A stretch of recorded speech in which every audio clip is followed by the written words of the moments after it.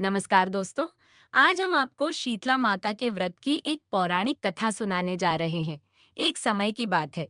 शीतला माता ने सोचा कि चलो आज धरती पर जाकर देखती हूँ कि मेरी पूजा कौन कौन करता है और कौन मुझे सच्चे मन से मानता है।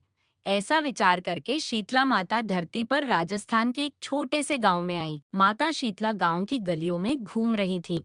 तभी एक मकान की छत से किसी ने उबलते हुए चावल का पानी नीचे फेंक दिया। वह गर्म पानी सीधे शीतला माता के ऊपर गिर गया। उससे माता के शरीर पर फफोले पड़ गए और उनका पूरा शरीर जलने लगा। माता बहुत व्याकुल होकर गांव में इधर-उधर भटकने लगी और कहने लगी, अरे मैं जल गई हूँ, मेरा पूरा शरीर जल रहा है, कोई मेरी मदद करो। लेकिन गांव में किसी ने भी उनकी सहायता नहीं की। उसी समय एक कुम्हारिन अपने घर के बाहर बैठी हुई थी। उसने देखा कि एक वृद्ध स्त्री बहुत पीड़ा में है और उसके पूरे शरीर पर फफोले पड़े हुए हैं। वह अपने शरीर की तपन सहन नहीं कर पा रही है।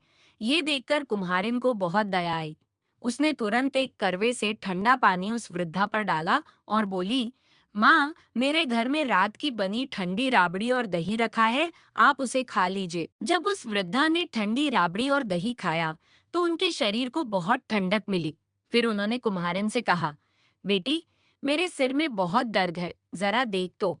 कुम्हारिन डर गई और वहां से भागने लगी। तब वह वृद्धा बोली, रुक बेटी, डर मत, मैं कोई भूत प्रेत नहीं हूँ, मैं तो शीतला माता हूँ। इतना कहकर माता ने अपना असली दिव्य रूप धारण कर लिया।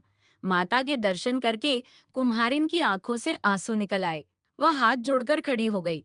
माता ने पूछा, बेटी तू क्यों रो रही है? कुम्हारिन बोली, माता, मेरे घर में चारों तरफ गरीबी है, मैं आपको कहाँ बैठाऊं? मेरे घर में न कोई चौकी है और न ही आसन। कुम्हारिन की सच्ची भक्ति देखकर शीतला माता बहुत प्रसन्न हुई। वे उसके घर के बाहर खड़े गधे पर बैठ गई।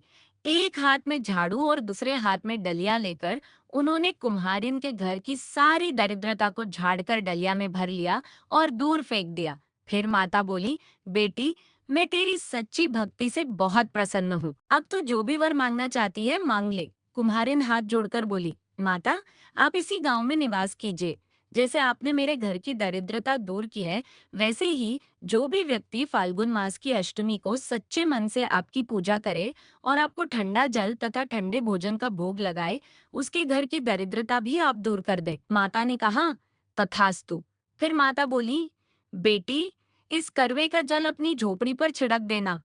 कल पूरे नगर में आग लगेगी, लेकिन तेरी झोपड़ी सुरक्षित रहेगी। इतना कहकर माता अंतर्ध्यान हो गई। कुम्हारिन ने वैसा ही किया। रात को पूरे नगर में भयंकर आग लग गई, लेकिन कुम्हारिन की झोपड़ी को कुछ भी नहीं हुआ। ये देखकर नगर के राजा को आश्चर्य हुआ। उन्होंने कुम्हारिन को बुलवाकर पूछा, सारे नगर में आग लग गई, लेकिन तेरी झोपड़ी कैसे बच गई? तब कुम्हारिन ने राजा को शीतला माता की कृपा की पूरी कहानी बता दी। ये सुनकर राजा ने पूरे नगर में घोषणा करवा दी कि अब से फाल्गुन मास की अष्टमी को शीतला माता की पूजा की जाएगी और उन्हें बासी तथा ठंडे भोजन का भोग लगाया जाएगा। हे शीतला माता, जैसी कृपा आपने उस कुम्हारिन पर की, वैसी ही कृपा इस कथा को सुनने और सुनाने वाले सभी भक्तों पर करे। जय शीतला माता।